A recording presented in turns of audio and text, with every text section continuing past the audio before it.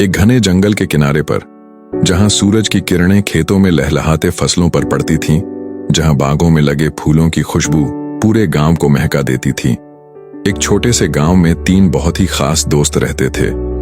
वो थे दीपक, जिसके लिए दुनिया हमेशा एक गहरी अनजानी चादर थी, क्योंकि वह देख नहीं सकता था। बबीता, जिसके लिए हर आवाज खामोश थी, क्योंकि वह सुन नहीं पाती थी। और गगन, जिसकी आवाज कभी किसी ने नहीं सुनी थी, क्योंकि वह बोल नहीं पाता था। गांव के दूसरे बच्चे जहां शोर शराबा करते और दौड़ते भागते थे, वहीं ये तीनों शांत रहते हुए भी एक दूसरे की आंखों, कानों और जबान बन गए थे। उनकी दोस्ती इतनी गहरी थी कि एक की कमी दूसरे की ताकत बन जाती थी। दीपक की दुनिया भले ही अंधेरी थी, पर उसकी सुनने की शक्ति और चीजों को महसूस करने की क्षमता इतनी अद्भुत थी कि उसे लगता था जैसे वह हर चीज को छू कर देख सकता है। हवा में पत्तों की सरसराहट से वह पेड़ की ऊंचाई जान लेता था, और मिट्टी की खुशबू से वह बदलते मौसम को पहचान लेता था। बबीता, जो दुनिया की आवाजों से अनजान थी, उसकी आंखें इतनी तेज थीं कि वह छोटे से छोटे हाव भाव को पकड़ लेती थी।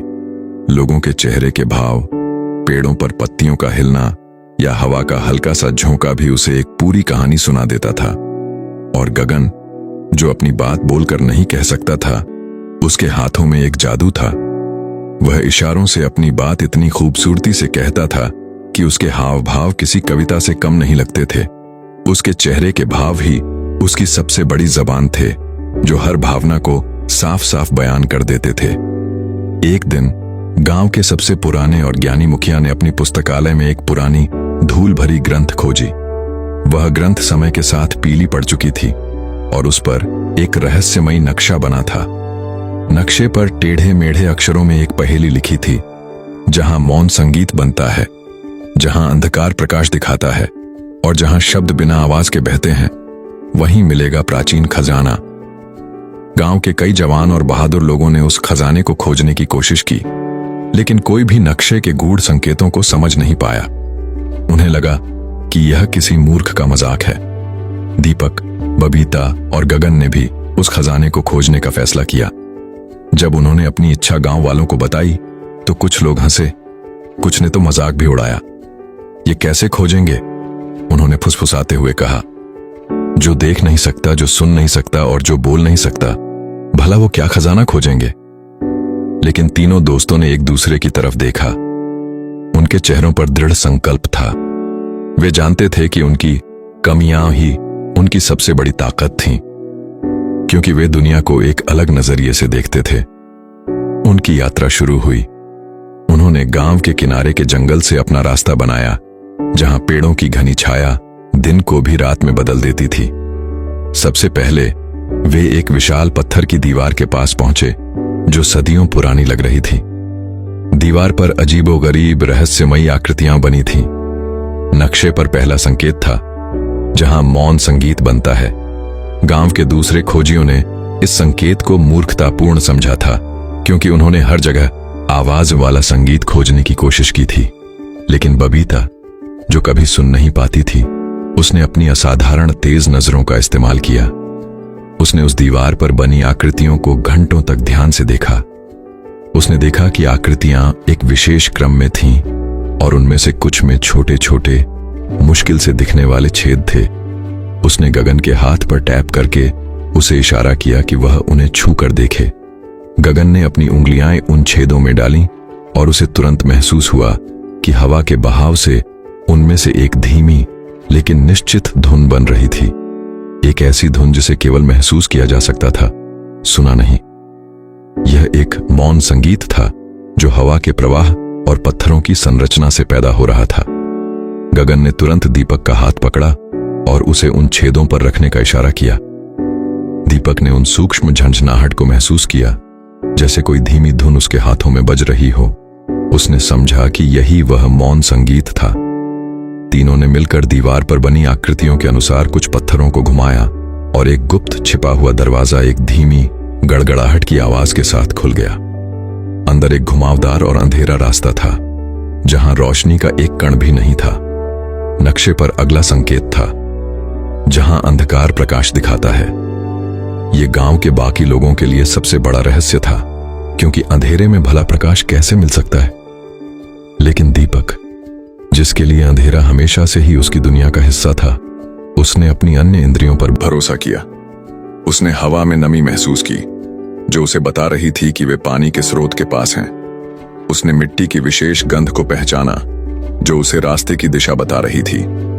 उसने अपने पैरों से जमीन की असमानता और ढलान को समझा।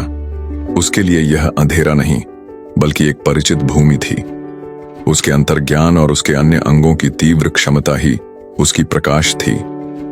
उसने बबीता का हाथ पकड़ा और उसे सावधानी से आगे बढ़ने का इशारा किया, क्योंकि बबीता यह नहीं देख सकती थी कि दीपक किस दिशा में जा रहा था या रास्ते में क्या बाधाएं थीं। दीपक अपनी श्रवण शक्ति का उपयोग करके दूर से पानी के टपकने की आवाज को पहचान रहा था, जिससे उसे पता चला कि वे एक भूमिगत झरने के पास पहुंच रहे हैं। अंत में वे एक विशाल भूमिगत गुफा में पहुंचे, जहां एक बड़ी शांत झील थी। झील का पानी इतना साफ था कि गुफा की छत के शंकु उसमें झलक रहे थे। नक्शे पर अंतिम संकेत था, जहां शब्द बिना आवाज के बहते हैं। गगन, जो बोल नहीं सकता था, झील के किनारे लगे पत्थरों को देखने लगा। उसने देखा कि कुछ पत्थरों पर अजीबोगरीब प्राचीन प्रतीक बने हुए थे, जो किसी पुरानी भाषा से मिलते जुलते थे, लेकिन उनकी कोई आवाज नहीं थी। यह शब्दों का बिना आवाज के बहना था, एक मूक संदेश जो केवल देखने और समझने से पता चलता था। गगन ने अपने हाथों से उन प्रतीकों को दीपक और बबीता को समझाया। बबीता अपनी तेज नजरों से प्रतीकों को पढ़ रही थी, जबकि दीपक अपने हाथों से उन पर बने उभारों को महसूस कर रहा था। वे प्रतीक एक प्राचीन पहेली थे, जिनका हल तीनों ने मिलकर निकाला। उन्होंने समझा कि प्रतीकों के अनुसार एक खास क्रम में झील के पानी में छोटे कंकर फेंकने थे। जैसे ही उन्होंने अंतिम कंकर फेंका, झील के बीच से एक चमकती हुई सुनहरी रोशनी निकली और पानी की सतह पर बुलबुले उठने लगे। धीरे धीरे एक पुराना भारी लकड़ी का संदूक ऊपर तैरने लगा। उन्होंने खजाना खोज लिया था। संदूक में सोने के सिक्के, चमचमाते हीरे और पन्ने जैसे रंगीन गहने भरे थे, और उनके नीचे एक प्राचीन रेशमी कपड़े में लिपटा ज्ञान का ग्रंथ था। गांव वापस लौटकर दीपक, बबीता और गगन का भव्य स्वागत हुआ। पूरा गांव उनके सम्मान में इकट्ठा हुआ था।